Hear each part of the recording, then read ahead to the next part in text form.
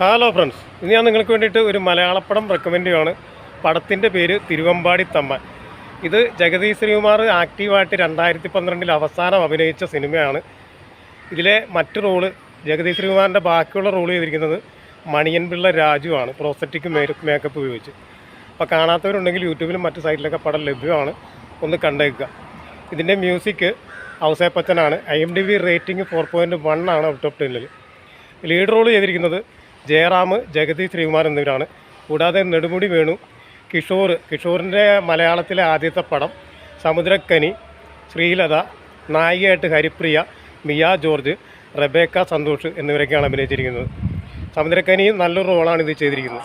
അപ്പോൾ കാണാത്തവരുണ്ടെങ്കിൽ യൂട്യൂബിലും മറ്റു സൈറ്റിലൊക്കെ പടം ലഭ്യമാണോ ഒന്ന് കണ്ടേക്കുക. എനിക്ക് പേഴ്സണലി പടം ഇഷ്ടപ്പെട്ടു. ഞാനിത് തിയേറ്ററിൽ കണ്ട പടമാണ്.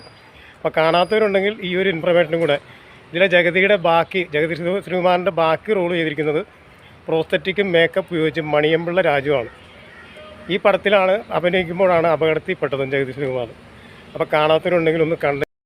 പടത്തിൻ്റെ പേര് ഒന്നുകൂടെ പറഞ്ഞേക്കാം, തിരുവമ്പാടി തമ്പാൻ. ഇയർ 2012 ആണ്. Director M. Padmakumar. Okay, by.